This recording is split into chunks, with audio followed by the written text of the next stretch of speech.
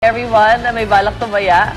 Samantala ito, malungkot na balita naman yung kasunod dyan. Trahedya ang ibinulot ng isang buhawi sa Missouri matapos itong sirain ng malaking bahagi ng US state of Missouri. Umabot na sa 116 ang naiulat na nasawi at marami ang sugatan dahil sa buhawi. Maraming puno ang natumba, nagbaliktaran din ang ilang kotse at truck. At sa tansya ng otoridad, halos 75% ng lungsod ng Joplin, Missouri ang winasak ng tornado. Kabilang na mahigit 2,000 kabahayan at ang ospital doon. Para sa mga taga roon, ito na raw ang pinakamalaking kalamidad na dinanas nila mula pa noong 1953. Parang 6 kilometers yata yung naging path ng buhawi na yan. And talagang destroyed everything na kahit yung mga bakal daw, ng mga foundation, parang wala daw sa ano. This is the worst daw talaga that's happened to this place in a while. 75%, how will they recover? It will take a while, diba, to build your house. Tila nilamon naman ang kadiliman ng isang bayan sa Iceland matapos magbuga ng abo ang bulkang Grímsvötn na kalapit lang nito. Ilang oras ding nagdilim ang paligid dahil sa ash fall mula sa sumabog na bulkan. Nabalot ng abo ang mga bahay at sasakyan. Nagkaproblema din ang mga magsasaka dahil kinailangan nila iligtas ang mga alaga nilang hayop mula sa makapal na abo. Delikado kasi kapag nakain ng mga hayop ang abo na may maliliit na glass at rock particles. Ang pagsabog ng bulkang Grímsvötn noong Sabado ang sinasabing pinakamatinding pagsabog nito mula pa noong 1873. Balita naman mula sa China, isang batang lalaki nasa gip matapos maipit sa pader ng 2 bahay. Humigit kumulang 7 pulgada lang ang espasyo sa pagitan ng 2 pader kung saan naipit ang 8 taong gulang na bata. Kwento ng magulang ng bata, naglalaro lang daw ito kasama mga kaibigan niya nang maipit ito sa 2 pader. Siguro nagtataguan sila. Hindi na siya, tumawag na, buti nahanap siya. Tumawag na agad ang tulong ang mga magulang ng bata matapos ang ilang oras sa pagsagip ng mga ito sa pagkakaipit. Kinailangan pang butasin ang pader para mailabas ang bata. Umabot ng 2 oras bago tuluyan nasagip ang bata at buti na lang, bahagyang sugat lang ang kanyang tinamo. Pero paano siya nakapasok doon, di ba? Sumiksik siguro. Siguro parang nagtatago, nag-hide and seek nga siguro. Kasi siya makalabas. Nagpanik kasi.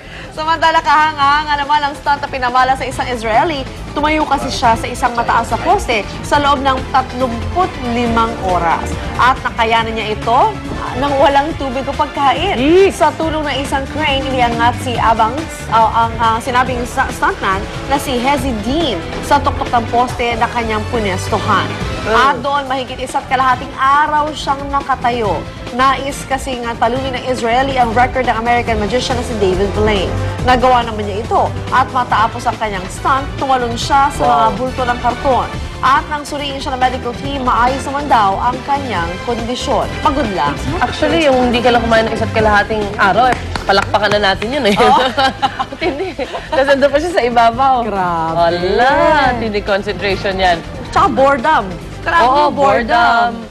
Tsaka lula, antok. At paano daw kumaaching, sabi ni Dexter, ating floor director. Walang tulog ito. Paano kung naidlip ka? Wala. Galing, congrats. Kamukha din niya si David Blaine, slide.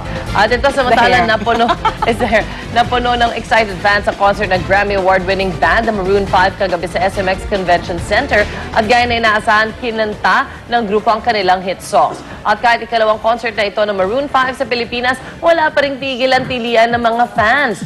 Spotted at ang ilang celebrities na nanood ng concert, gaya ni Chris Chu, ang napapabalitang nagde-date na sina Jeneline Mercado at Luis Manzano. Ayan na lumalabas. At maging ex-boyfriend ni Jen. Si Dennis Trillo nandun din. I guess sa ibang exit sila nagdaan. Sa isinagawang press conference bago ng concert na ikwento ng grupo na gusto nila makatrabaho ang ating pambansang kamao, Manny Pacquiao. Take a number, boys. Correct. Unless kumanta sila ng ano yun?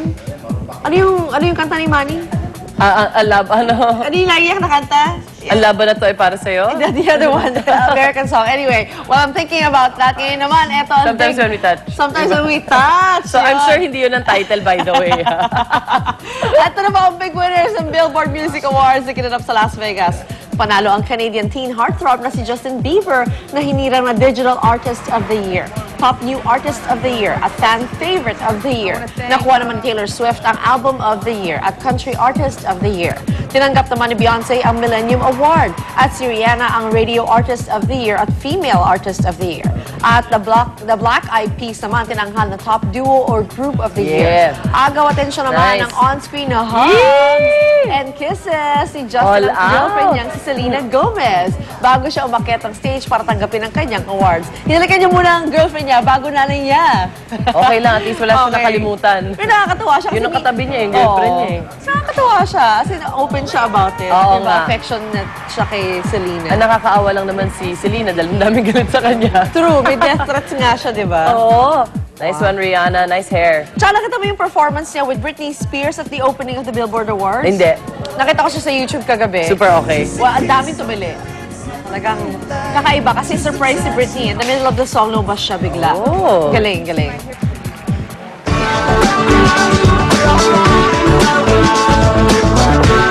Mga kapuso, ito na po ang ating weather update mga kapuso. Ayon sa Pag-asa, ang bagyong si Chedeng po ay nasa East Borongan, Eastern Samar mga kapuso. May lakas po yung 105 km per hour. Ang bugso po niya ay 135 km per hour at ang direksyon niya po ay west-northwest. Ang bilis naman po niya ay 17 km per hour. Ang signal number 1 po ay nakataas sa Catanduanes, Sorsogon, Northern and Eastern Samar. Ang ating pong sunrise ay 5:27 ng umaga at ang ating pong sunset ay 6:19 ng gabi.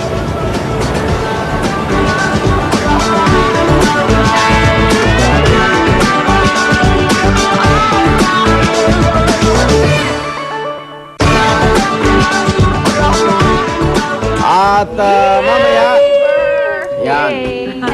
Mamaya, hindi na siya surprise, ha? Okay, ito meron kaming isang kasama dito, special na living out person. Please live out.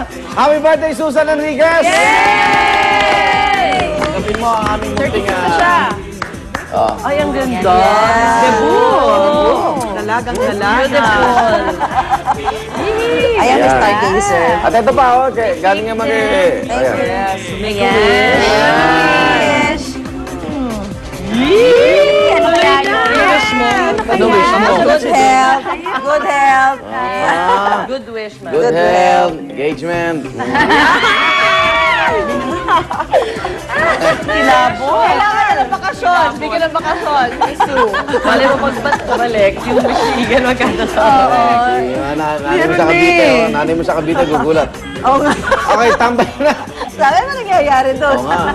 Tambay na sa inyong paboritong morning barkadahan. Meron kaming party dito lang sa Unang Hirit! Happy birthday! Happy birthday to you! Happy birthday to you! Happy birthday! Happy birthday to you! Hirit ang saya-saya sa unang hirit, unang hirit, unang hirit. Magugulat ka. Unang hirit. Mas masarap ang inyong gising kasama ang Unang Hirit Barkada at Nestle Philippines. Enjoy the great taste of golden oats. It's nutritiously filling and affordably delicious. Boost up your energy with golden oats. It's rich in vitamins and fiber